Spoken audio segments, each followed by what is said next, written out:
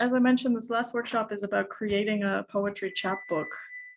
So for those of you who don't know, a chapbook is a short collection of usually poetry, but it could be short fiction or pretty much anything, but it's usually really short. So it could be as short as 10 pages. Usually it's not more than 40, 50. And a lot of poets do this before publishing their first collection, their first full-length book. Some people just continue to publish chapbooks, and there's a long history of chapbooks going way back. People would hand make stuff and kind of distribute them to their local community, or sell them at the market, or this kind of thing is very DIY. Now it's become more formal, although there is still a very DIY version of it out there. It's something that pretty much anybody can do as long as you have the sort of editing and formatting skills. I mean, you could handwrite it if you want to handwrite a bunch of copies, but it's pretty much whatever you want it to be. But it's short and it's sort of like a showcase. Usually there's some kind of theme that connects it. And in the UK, we call it a pamphlet. Yeah, it's very similar. Yeah, absolutely, pamphlet. And I think it's actually more common in the UK. I've heard that publishers, sort of larger publishers, also put out pamphlets. I could be mistaken about that because I don't really know. But yeah, so someone is handmaking a chapbook right now. So it is a worthwhile thing. It also just helps you think about your poetry, because you have to choose which ones go together, and how they work as an arc. So as most of you know, I'm the editor at Off Topic Publishing, and we have put out I put out a collection. So I asked for, it was an open call. Some of you were probably in it, but there was a book called Wanderers, Poems from Those Who Cross Borders. And there was various authors. So it was all different people who wrote poems on this theme. And that was the first kind of chapbook effort. But now the second one that is being released later this month is the one I mentioned earlier by Jennifer Mariani, called All Forgotten Now. And we sat down with Lindsay, who I think is here. Are you here, Lindsay? Maybe not. Anyways, so she generously agreed to kind of ask us about what she might be interested in. She's also a writer. She can speak for herself if she comes back, but I'm gonna just play this video of our conversation, and at the end of the video, Jennifer Mariani reads a few of her poems, and then if you guys have any questions about making a chapbook or about the specific process or anything like that, then I will be here. And I think Jennifer might be popping in and out, but she also has small children, so we'll see how she makes out. All right, guys. Well, thank you so much for joining me today. And I'd love to open this up just by getting Marion to tell us a little bit about the project we're going to be talking about. Thanks. Yeah, so I'm Marion, as many of you know, and I'm the editor at Off Topic Publishing. And this workshop is kind of an informal or semi-formal conversation about Jennifer Mariani's new chapbook that's coming out. It's called All Forgotten Now, and it's a collection of poetry. Excellent. And Jennifer, do you have anything you want to add to that? Yeah, I'm Jennifer. I'm very excited to be here today and to talk about my upcoming book, All Forgotten Now, as Marion said. It is a collection of poetry that I've worked on over some years, and it's about my life between Zimbabwe and England and Canada. And the poems broach a variety of different subjects. The racism and poverty that I encountered growing up as a child there, especially as a white person in post-independence Zimbabwe, in leaving Zimbabwe because of the political and economic climate to find a life somewhere else, which a lot of us did, and then just dealing with the reality and the grief that it's been hard to try to go back, or not possible to go back for a lot of us. And how do we grieve letting go of our home, and how do we belong somewhere else? Wow, sounds amazing. And can you let us know a little bit, Jennifer, about where the title came from?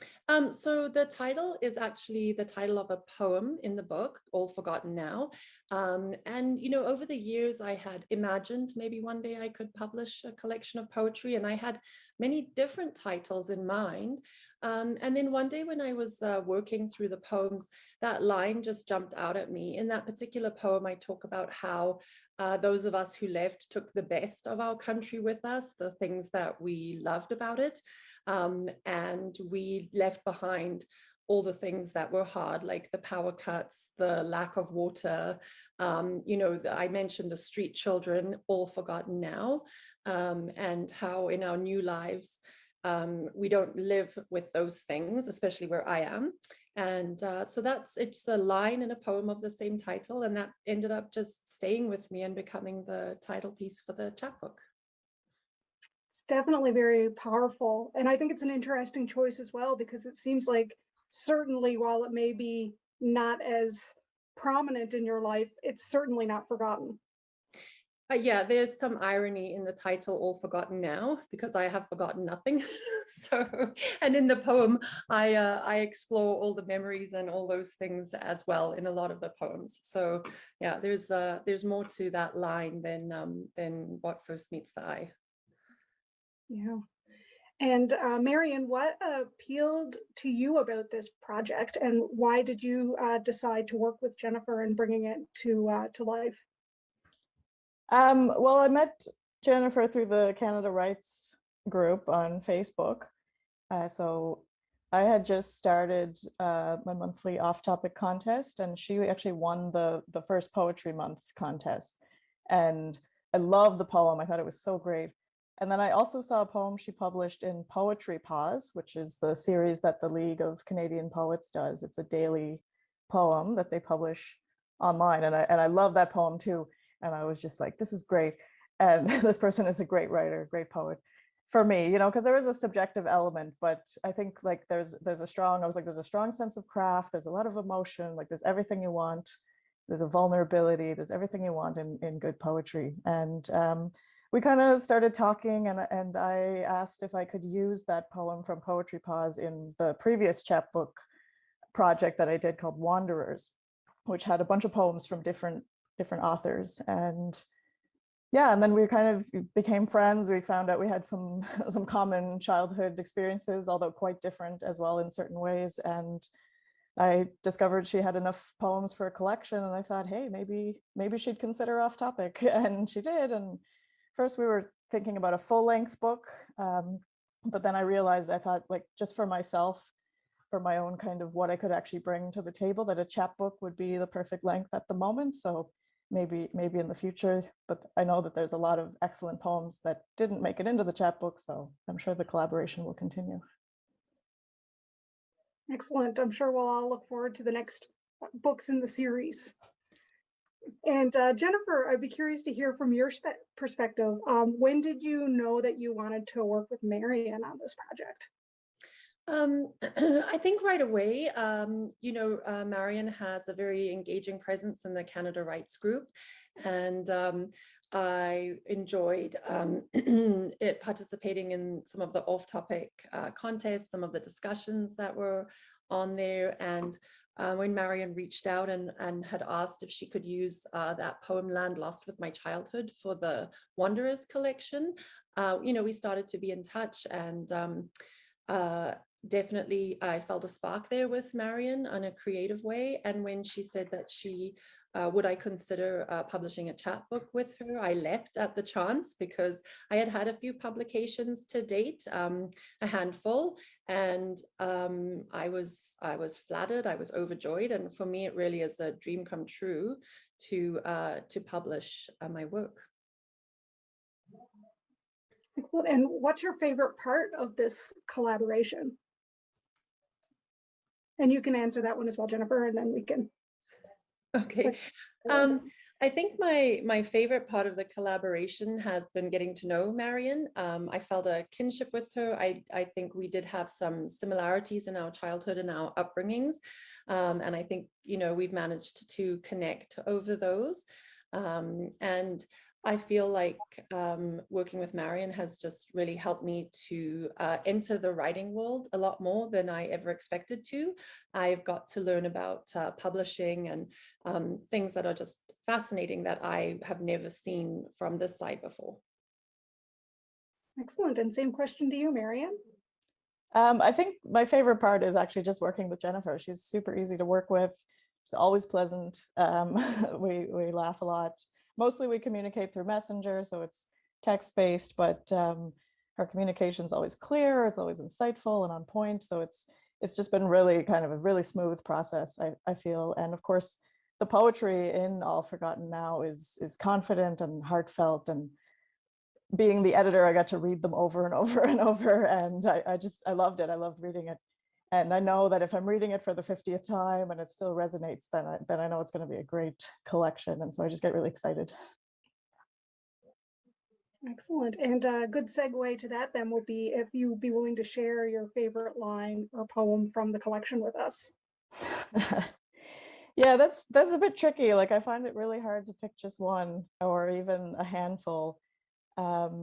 Sometimes a particular line or poem does stand out, but they kind of do so, at least the way I think of it, they do so kind of against the tapestry of the entire work. So it's hard to kind of pick them out.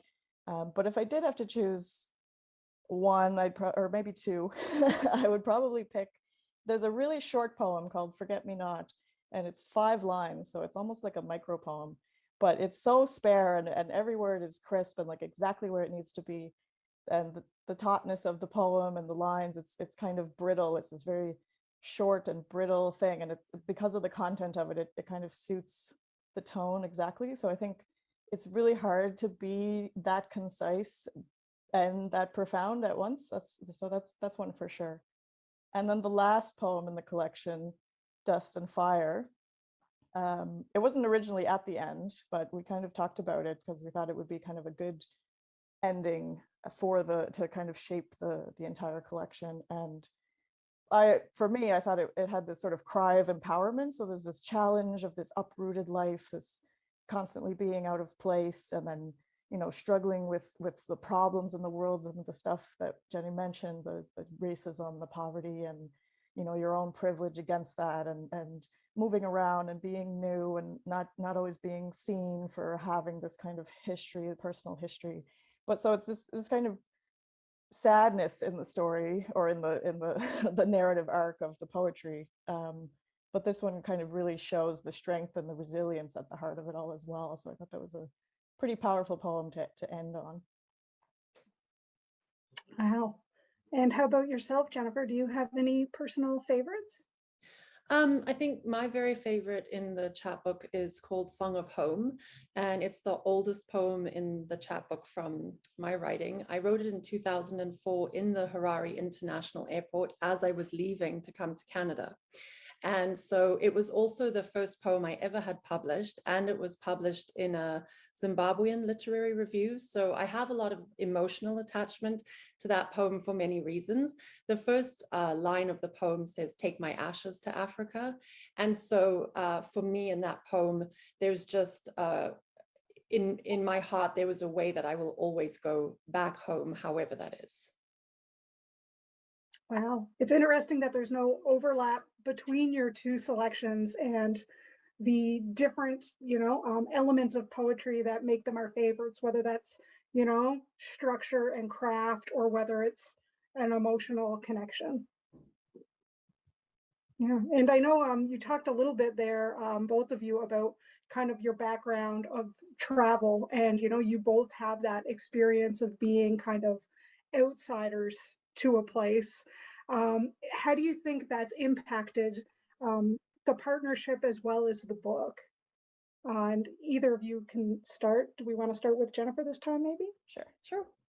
I think I did feel an instant connection with Marion as somebody who is, from somewhere else, who identifies with many different countries. And I think I felt like because of her background, Marion had maybe a very in-depth appreciation and understanding of my work. And I found, even as we're conversing via text and stuff, we can even just talk about trees that we miss, baobabs. We talk about peeling the banana leaves, which we did as children. And you know, in a lot of my poems, I reference trees that I miss from my childhood, the jacarandas and the sasas. And so to be able to talk to somebody else about missing something as simple as a tree from your childhood, you know, there's a lot of connection there. And I do feel like that has really been integral to the project. That's interesting too, with the trees behind you. Oh yeah, my trees. Trees everywhere. That's true. Yeah, I would agree. I mean, I think it's one of the things that we sort of initially connected over. Obviously, we're both writers, so that's something as well, but just that life experience.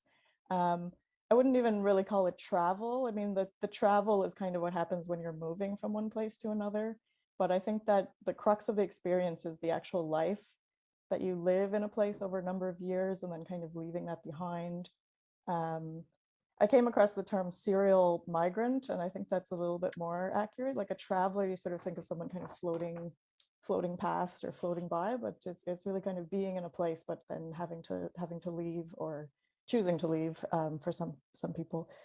But yeah, and then after you left, like those places change, right? So you can't go back. You're different. The place is different. And so your experience of that place, if you live in a place over time, you continue to experience the place over time. But your memory of the place is actually rooted in a specific moment, and both historically and in your own kind of personal, what age you were, you know, what you were doing at that time. And I think, yeah, just kind of having that understanding and not having to explain it or that sort of thing. And then, of course, just having experienced Africa, I mean, there's a lot of African people, obviously, in Canada, but it's not, depending on where you live, it's not that common. And then, of course, we have that very specific thing of being people who are perceived as white or coded as white, and then everything that goes along with that. And so that's a very particular kind of experience of Africa as well. Obviously, it was different for both of us, but I think maybe even more so for you, Jenny. I don't know if you would say, because you are actually from there. I moved there to West Africa when I was young, a child, and then I left when I was still a child. But being born in Zimbabwe and then kind of being perceived as this white person is, for a lot of Canadians, I think there's a little bit of a disconnect there. And yeah, just that kind of complexity of bouncing around and not really having a route that's clear either to yourself or to other people of where you kind of belong. It definitely affected the project as well. I mean, not so much on my end, but the whole project is kind of about that. So it's really at the core of it. Right, and I think that kind of merges with the next question I was going to ask, which is about what the biggest challenge during the project was. Was there a specific difficult moment, or was it mostly smooth sailing? Or maybe I'll let Jennifer go first, see what she thinks. I personally, I felt like the project itself with Marion was incredibly easy. I have not had any other experiences, and so I was pleasantly surprised, considering we're in different countries and time zones. I thought that was maybe the most difficult, but technology has made that very smooth. Thanks to lots of emojis, we're able to communicate very well. I think like the only difficult moment in the project was discussing with Marion, you know, some of the coming to terms with the racism that I address in the chapbook and how I present that, especially as a white person who had a very privileged life in Zimbabwe. I was born 2 years after independence, and whilst my parents are a mix of Italian, British, and Afrikaans, I was born into what we called the New Zimbabwe, where we were all Zimbabwean. And, you know, for me, I never knew how to be anything else other than a Zimbabwean. But I did experience as a child, you know, racism that was part of everyday life, and incredible poverty and hardship. And so, you know, there was a couple of conversations where I said to Marion, I've written it as I experienced it, and how in this day and age do I present that in a way that is respectful and meaningful, and acknowledging the reality of what the people in Zimbabwe had to live with, you know? Not an easy task for sure. No, and never wanting to be offensive to anybody, given that I am the white person addressing the racism, you know? While still remaining authentic to your lived experience. Yeah. And anything you want to add on that one, Marion? Yeah, I think that was definitely a challenge. Not it was more up to Jennifer to kind of decide, and then I would be like, oh, maybe this or maybe that, because you know it's her words, and so she has the final say in what it looks like and what gets said or not said. But we did talk about some of that. Honestly, it wasn't that difficult a project otherwise. Like I said, like she's really easy to work with. I was excited about it. I thought it was great. And so the worst part of it, or the most challenging part, was kind of the technical, the formatting, the, you know, creating a spot on the website where people can order the book. And it's not difficult, but it's just tedious. So there's, you know, there's always this kind of tedious side to these projects where, you know, or I send it to her and she says, okay, can you change these, you know, this capitalization? And so I go and do that. And like, you know, it's just part of the process, right? But it's yeah, but I didn't find it difficult at all, really. It's great. So were there any poems, for example, that you thought should be cut or edited, Marion, that Jennifer didn't agree with? No, I don't think so. No? And vice versa? I'm trying to find drama where there isn't. Apparently. We haven't had any drama. That's we're gonna disappoint you. Yeah. No, I felt like Marion really gave me free rein. I sent Marion a large reams and reams of poems from years ago. I sent her everything I had, and I said, you know, this is kind of what I have for you to look at. And when we were talking about the chapbook, and you know, she gave me a number of poems to select.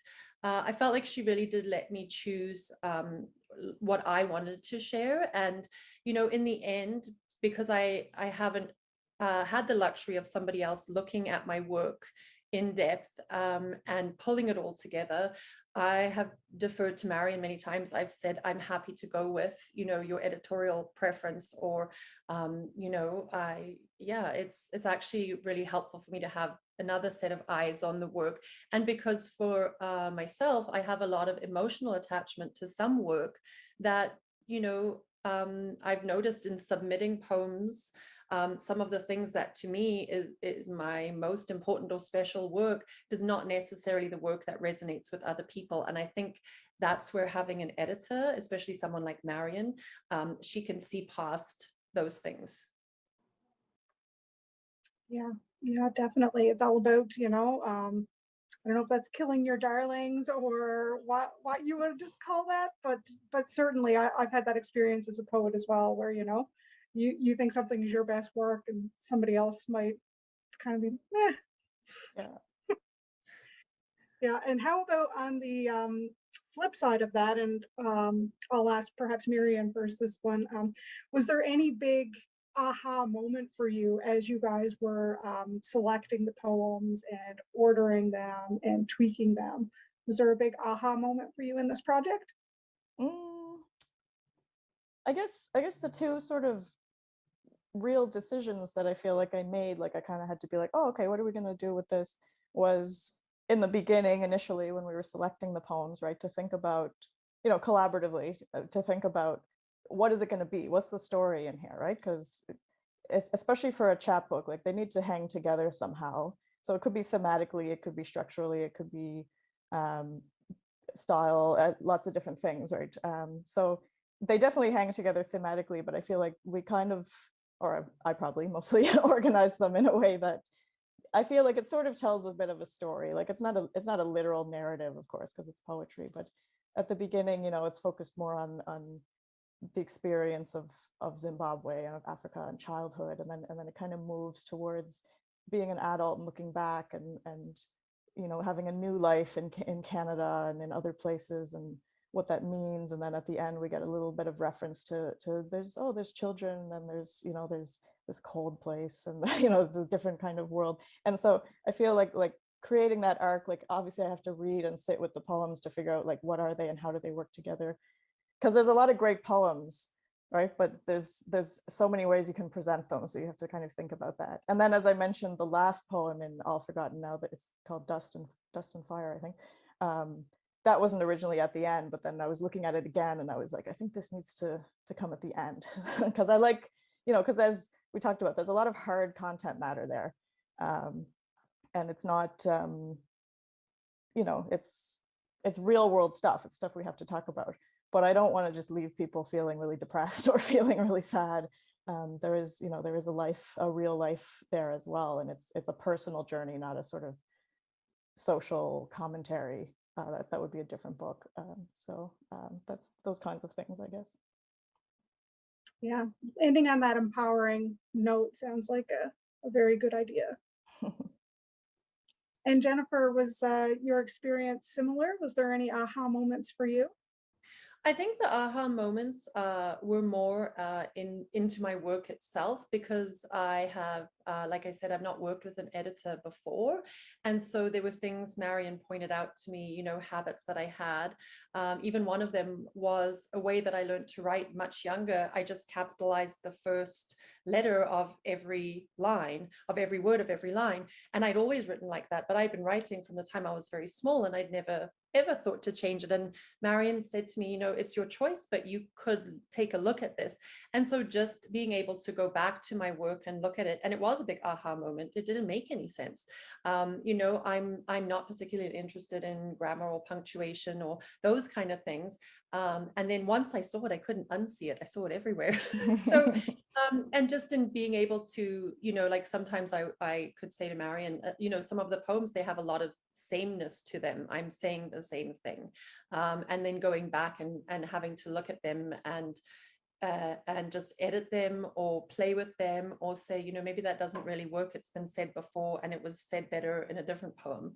So the aha moments for me were really digging into my own work.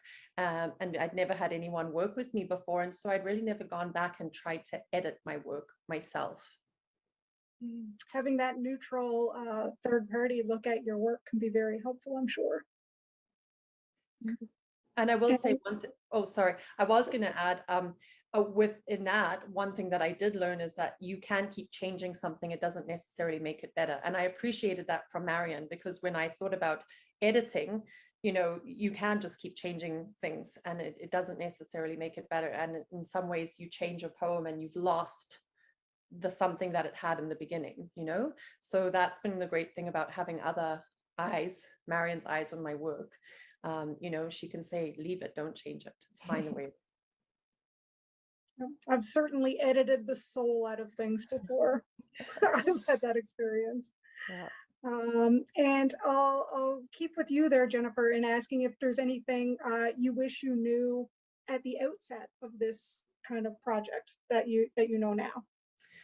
I would say how important it is to have a really good editor. I'd made some notes on this, because I feel like, because I knew Marion from the Canada Rights Group, and people who had used her as an editor had spoken so highly of her, and we'd had some interaction before, I had never looked for an editor. I had never engaged anybody. And I would say, Marion has had a wonderful vision for my work, but because I was new to this and I didn't know what to look for in an editor, my advice to other people would be, if you're looking for someone, ask them what their vision for your work is. I felt like Marion genuinely cared about my work, and it's a very vulnerable thing, for someone like me who's never really done this before, to give someone your work, your heart and soul, and let them have it. And I felt like Marion had a vision for it. I felt like she was very respectful of my work. She treated it so gently, and I was encouraged along the way and inspired. And I think I would say, yeah, look for somebody, research who you're using. I mean, Marion set the bar very high, so yeah. Yeah. And how about you, Marion? I think this was the second chapbook that you've organized, and the first one with only one author. Yeah. So did you have any learnings along the way that you wish you'd known at the beginning? Nothing really comes to mind, to be honest. I think I would definitely second what you just said about it being a good fit. I think that's really important because sometimes people contact me because I do freelance editing as well. So I have my off-topic publishing editing, and then I do freelance editing for people who are self-publishing usually. And I have said no to people, and sometimes it's just because it's not because I don't like them or I don't like their work, but it's just I'm not the person to kind of bring it in the direction that they want. And so I think that that's really important to understand that, like, editing is not a sort of cookie cutter kind of job. It's not like going to the same fast food restaurant. You know what you're going to get. You know, it's everybody is a bit different and they're going to approach it a bit different, and it's important to kind of make sure it is that kind of fit, for sure. Mm. And I've just got two questions left on my list here. So one of them is a little bit of a cheat, I guess. I want to know if Marion has a question that she would like to ask of Jennifer. What's our next project? I like that question. I like that question. Marion briefly knows some of the other things that I'm working on. I've often would say, do you mind looking at something for me and just letting me know your thoughts when you have time, and send some things off to her. I have collected some of my other work into sort of collections by theme. I have a lot of writing on the subject of death and grief. I also, from my own lived experience, have started a collection of work on eating disorders, and a work called The Bone Cave that I've been working on, and I'd shared that with Marion as well. And so I hope in time that some of those projects might materialize into something. Wow, sounds like you're quite prolific. I don't think so. Well, didn't you write 8 poems last week or something, you said? I think that was probably, I mentioned that because it's never happened before. I had always written as I was younger. When some bolt of lightning hit, I would sometimes find a word or a phrase, or there would be a sentence, and I'd ruminate on it for a while. It could be weeks, could be days, could be a month, and then eventually I'd write something, and then I would just leave my writing work until the next time that happened. And you know, there was a big period in time when I had my daughters where I didn't write at all, and so I'm just now coming back to writing regularly, and realizing that this is something I've enjoyed pursuing. And so the discipline of writing every day, whether there is the lightning bolt or not, and that's been an interesting way for me to write differently. Excellent. And Jennifer, do you have any questions that you'd like to ask of Marion? I had two. One of them was a little bit humorous. My one question for Marion was, how do you put up with my complete disregard for grammar, spelling, punctuation? As a writer, I always feel like that slows me down. And even when I go back to my work, I don't care for it. And sometimes I've sent things to Marion and said, I apologize for those above things. And I've just left it with her, as in it's not my problem. The joy of being the writer, right? And not the editor. Exactly. That's the editor's job. Honestly, that's not a big issue though. It's your grasp of grammar and spelling and stuff is good. And I mean, it's also poetry, so there's a lot of leeway there as well. Awesome. And did you say you had two, Jennifer, or was it just the one? I did. I'd had another question for Marion. I usually, if I have a question for Marion, I message her right away and ask it. So I haven't really had things, but I was going to ask Marion, did you have any advice about, you know, I've noticed in my work a lot of sameness. I think we all have our voice, but I think we have to develop it. And for me, I'm at that stage. And sometimes looking back through my work, I found a lot of repetition and a lot of sameness. And so now for me, the challenge is like, where do I go next? Or how do I break out of that? Or for a lot of, you know, writers who might find themselves in the same situation, when you're reading your work, it sounds repetitive to you. Do you have any anything to say for us? I think trying different things, like you said. I remember one time you told me that you like to find obscure words or words you don't know and try to use them in your poems. And I think that's a really good technique, because we do tend to fall into certain phrasings. We all do that.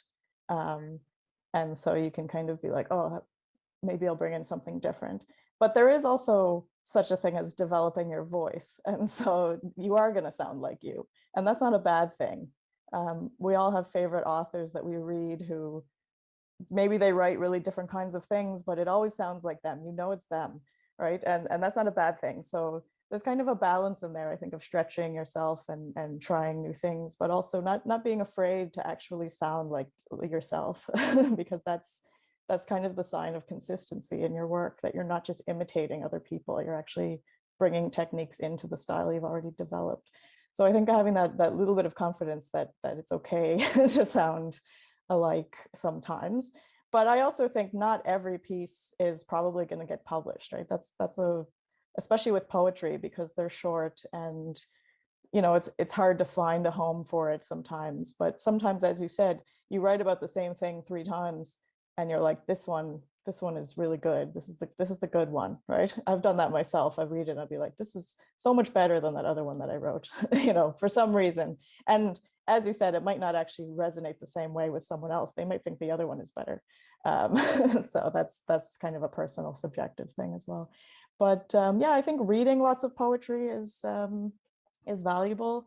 I know when I run the off-topic contest, the judges often tell me afterwards that they find it so interesting to see what people are submitting. So being kind of on the other side of the desk, you can see all the different styles and all the different kinds of topics and things that people are writing about. So there's so much published poetry out there, and a lot of it is really great quality, even just in Canada, but certainly around the world. There's so much good stuff, and just exploring and reading, and then maybe thinking, oh, maybe I'll try that, or using prompts, right? Sometimes you come across contests or just prompts. But yeah, I think it's okay to sound like yourself. It's that's a good thing. It's not a bad thing. Awesome. And do you guys have any parting advice or any last thoughts to clue up our session here today? I think what Marion just said was fantastic. That's kind of, yeah. I find it hard to give generic advice, honestly. I think it's just my editor brain. Like, people often ask me, like, do you have any advice about this? Or, and I'll be like, well, it depends. Like, I have to look at it and see what you're actually doing.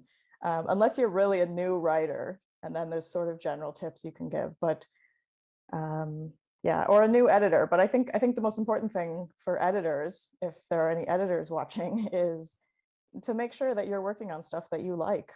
It's not, it's, I like the way I run off topic, I approach people and I ask them for work sometimes. And so I'll also have open calls, but I haven't had any open calls for large chunks of work for like a book, a full-length book.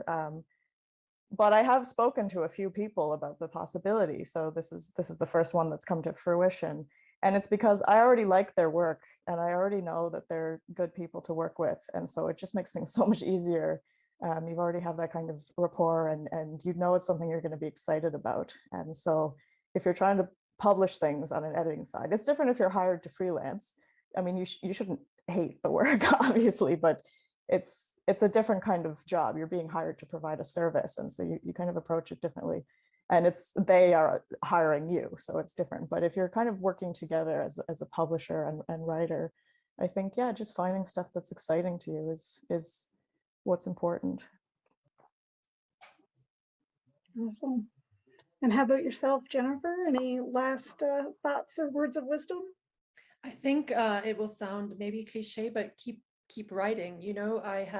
I had always enjoyed writing, and somewhere in the back of my mind I always thought, well, it would be nice to be a published author, but that's kind of not really an attainable goal. And I did keep writing, and your work will find the right home. And I think the collaboration between the right editor will help you be a better writer. And if you're lucky enough to find someone like Marion to work with, it will make you better at your craft. And so, yeah, I would say keep writing. And, you know, I've discovered for me that being a published author was an attainable goal, and it's been a very exciting process. And I've been very lucky to have found Marion, and I'm very thankful for the Canada Rights Group as well. You know, it's just been such an enjoyable journey into writing. I'm only sorry I left it so many years. Yeah. And where can folks get the book, by the way? We should probably let people know that before we sign off. So it's not out yet, but it's available for pre-order. It's called All Forgotten Now, and it's up on the Off Topic Publishing website. So it's offtopicpublishing.com/books. And you can, yeah, you'll see it there with its nice tree cover. Has to be a tree. It has to be a tree. Awesome, wonderful. Well, thank you guys so much for talking to me today, and I'm really looking forward to reading the book. Thanks for doing this. Thank you so much. Thanks. It's been fun.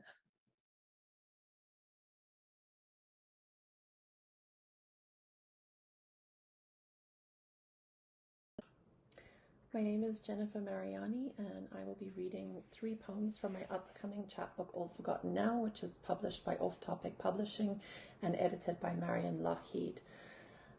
When We Were White is the title of the first poem that I'm reading today. The poem is intentionally simplistic and childish in its addressing of the racism that I grew up with.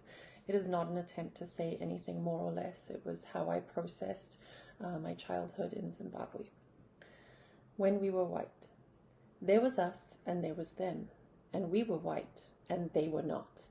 And every day I heard how we were better and why, and all our lives were separate just because. But Shelton shared his lunch with me, sitting under a msasa tree, boiled eggs and salt and a twist of yesterday's Herald perched upon his warm brown knee. He held my hand and we ran, his laughter calling back to me, Booyah, Shamwari. When I went home and spoke of friends, but not this one, I knew just because that white girls didn't love a small black boy with dazzling teeth and a smile like the sky-high sun and laughter that sounded like we were just the same. The second poem I'm reading is called All Forgotten Now, which is the title piece for the chapbook. We took the pieces of home that we could not carry with us and stuffed them into our souls. We took Tuku's music and wood carvings from the flea market. The sound of a dairy board ice cream man trundling down the street was our swan song. Rain on hot tar, dust choking us from a Zupco bus, Suffolk continue flying by on Robert Mugabe Avenue. And the fire sun sinking behind jacarandas was etched into vivid memory, miasma of color, myriad sounds crossed oceans hanging in our homespun hair. We took the Southern Cross and tattooed it on our arms, our chart and compass homeward, in case one day it would lead us back. We hung our freedom flag in the lands of our exile. We took the best parts with us and left the worst. We didn't long for power cuts or waterless days or street children that haunt us, all forgotten now. We took the Kariba sky in August and Msasas in September and let lost colors bleed into our starved souls amidst winter's gray. We shivered in new skins and wondered if the drums would ever beat for us again. We took cicadas singing, grasped the sweet fragrances of thatch and wood smoke. We mourned the childhood we could not give our own children, but not the legacy of loss that dogged us. We took sunshine in our bones, dirt roads and bougainvillea cascading, sundowners and belonging, the feel of erubescent earth on bare feet. Home graven on our hearts. One night in the forgotten Northlands, Tuku would walk across an empty stage as an Nimbira struck its first plaintive note, echoing across the lost years, and all that we had tried to carry would ebb into darkness with the tears and grief of all we had left behind, knowing we could never go home again. This last poem is called Song of Home, and I wrote it in 2004 in the Harare International Airport as I was leaving to start a new life in Canada. It was the first poem that I ever had published, and here it is, Song of Home. Take my ashes to Africa, take them home for me, fling them joyously across the savannah with upraised hands as if in praise to the fire blue skies. Toss me into the whispering red gold grass, sprinkle me amongst dusty jasmine on an August afternoon. Lay me beneath the old baobab standing sentry, sun-spun, as I am falling upwards, slowly ascending. Spread me languidly in the shadow of spring-burnished msasa trees, and when jacaranda days are come again, throw me aloft to rest in their bright branches. Sail me down the Zambezi, scatter me along the Savi, in secret places only we have stood. Bury me beneath Doma hills as the sun sets on my soul. For here with you I am home, I am home. Leave me there for the rest of time, dead as dead can be, but alive again, at long last, free. Okay, so there we go. I know there were some questions in the chat. I wasn't really able to monitor it very well, but Jenny sent me a few of them, but if I miss any, let me know. So I'll just start with the ones that I got. So somebody was asking if there's an introduction to the book. So there is a short foreword. It's only 2 paragraphs, but I did ask Jennifer to write just a little sort of about herself and about the book, what she's sort of trying to do with it. So it's the word introduction to me sounds much more formal and big than that, but chapbooks, like, they're supposed to be small, right? So you don't want to add too much extra text, because we had to put previously published credits and about the author and table of contents and copyright page, right? So we're trying to keep it small. So we just have a short sort of introduction, personally written by Jennifer. Kind of some of the stuff she touched on in our conversation just now about her upbringing and writing the poems. Someone asked about how the poems are organized. So that was a bit of a collaborative process, but mostly they were already in a certain order. So I just took those and, thought, oh, okay, maybe move this one around or take this one out, like we talked about. I kind of had this idea that they're kind of in the order of her life in a way. They do call back to each other sometimes. So you get this sort of repeating lines or repeating words occasionally that harken back to a previous poem.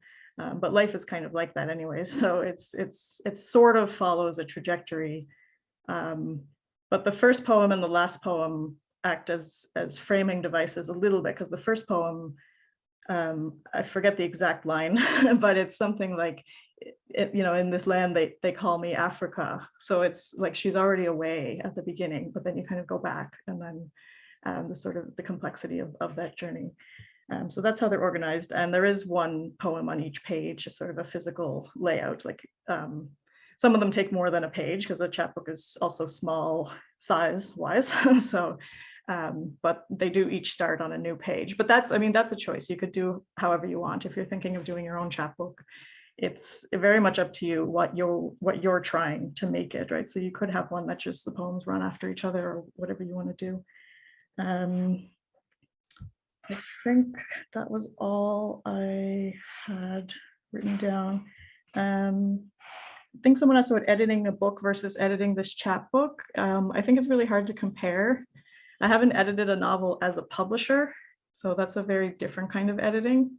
When someone hires you to edit their book, they have publishing goals for it usually, and so you help them get where they want to be. And so there's different kinds of editing even with that. There's developmental editing about structure and character arcs and so on, and then there's copy editing if they just want you to tidy up their kind of commas and make sure they're using the right words, and that the words are spelled the same every time they use them, the names are spelled the same. So it is a very different process, but even within that, it's different. And I also don't do freelance poetry editing, ironically. I only do fiction and nonfiction. So editing fiction is obviously very different from editing poetry as well. I tend to be very hands-off with the poetry, unless there's something that I kind of question or think could be tweaked a little bit. So that's kind of the difference there. Very different beasts, really. I think that's all that I had written down, but does anyone have any other questions or comments? I think for me, it was just fascinating listening to the familiar things like the Zuko bus and when she spoke of the egg with the newspaper, I was like, not the newspaper and the egg. That's like so Zimbabwean. But like so beautifully written, and I thank you for taking me back there, and in such a beautiful use of this. I'm happy to receive it. I'm happy. I'm looking forward to it. Thank you, Mbonisi. It's really lovely to have you here. Chapbook's feeling more handmade. Yeah, that's true. Actually, Jennifer has helped with the Wanderers chapbook as well. So maybe you can just talk a little bit about the binding and printing and the actual physical process of making a chapbook. Yeah, I'll talk about that a little bit. I will just say I have 4 children in my house, and so please enjoy the wonderful soundtrack to my life. I apologize for a little bit of background noise. Wanderers was a very interesting project to work with Marion on. Because she's in Germany, we did the production here in Canada, and thanks to Google, I was able to learn about chapbooks and how they are bound, and lovely articles online that went into the history of chapbooks, how they came about in the 16th century and then became really popular in the 17th and 18th century, a cheap way to get writing out to people. And so I feel like for Wanderers, it was really special. It's almost like there's a lot of history there in those chapbooks. And you can find YouTube videos on different ways of stitching handbooks. I have seen some very elaborate ones. I'm not a bookbinder myself, but it is fascinating to see how beautifully people can present books. There are lovely articles with tools that you need, like an all waxed thread for stitching your book, a folding tool. So yeah, it's an interesting way to do a book, a little bit time consuming. I think these days they also consider a saddle stitch 2 staples in the spine as well. So if any of you have a Wanderers chapbook, that was hand stitched at my dining room table. Great, thanks. The new one, All Forgotten Now, is not actually, it doesn't actually exist yet as a physical book. So we're still kind of weighing options and, you know, looking at printers and that kind of thing. So we will see how it comes out. I do see Jem asked about including drawings and pictures and photos. We didn't do that in the book, in the inside of the book. I mean, unless you count the off-topic logo on the copyright page, but it's the same as you would do any other printing. I mean, it depends on what kind of printer you're going with. So if you're printing it at Staples, then you create your PDF and they print it off. And if you're doing it at with a sort of more professional book printer, then they might have specific requirements about, you know, DPI or sizing or the kind of paper they can use, or but that's really just going to depend. But we haven't actually used any inside images. Again, we're trying to keep it sort of small. But yeah, a lot of people, I mean, you can do it however you want. It's as long as either you or someone you hire or know can do the layout to make sure it doesn't come out as a mess. So let's see. How long does the process take? From start to finish? Well, I guess it depends on when you count the start, because Jennifer started writing the poems a long time ago. So many years.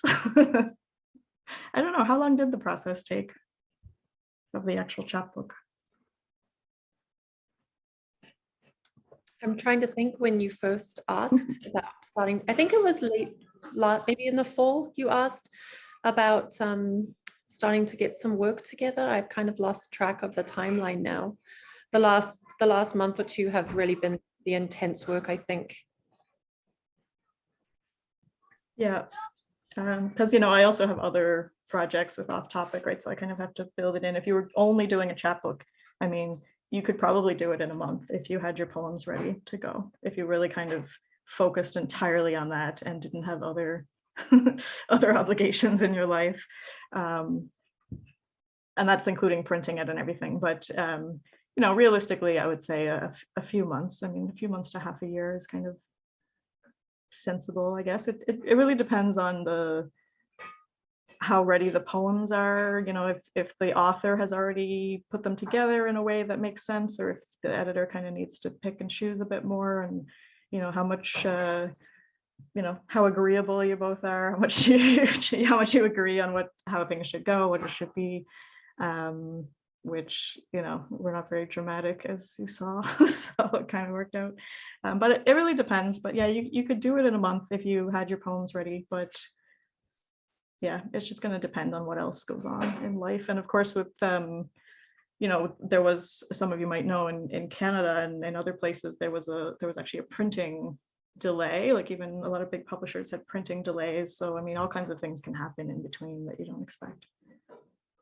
There's another question. Oh, how you guys promote? Okay. Well, we're only just starting that because the book is only, like, as I said, it's not even out yet. So we put it up for pre-order.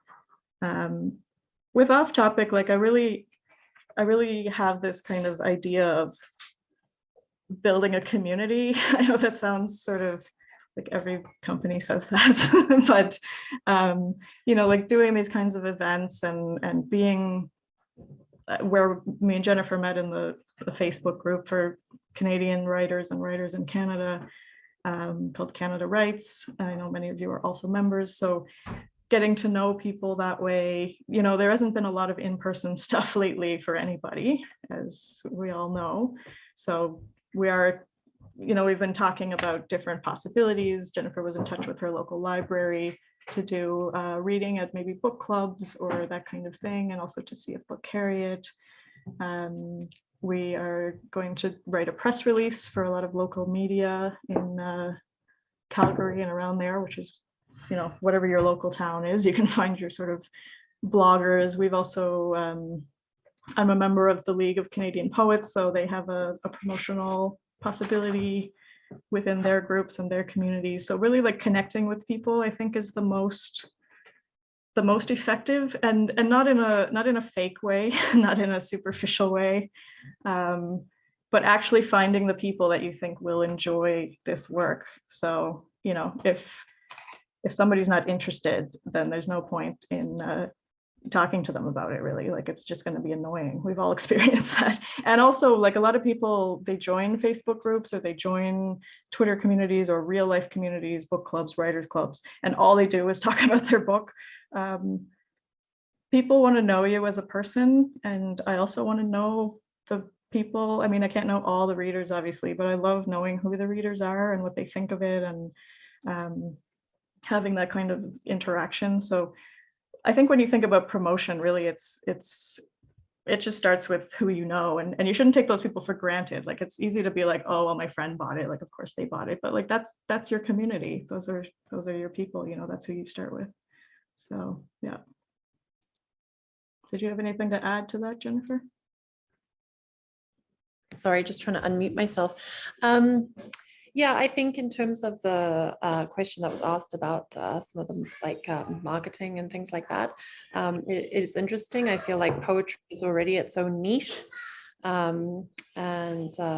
Yes, I think it is just finding the right people and the right places and the right connections along the way.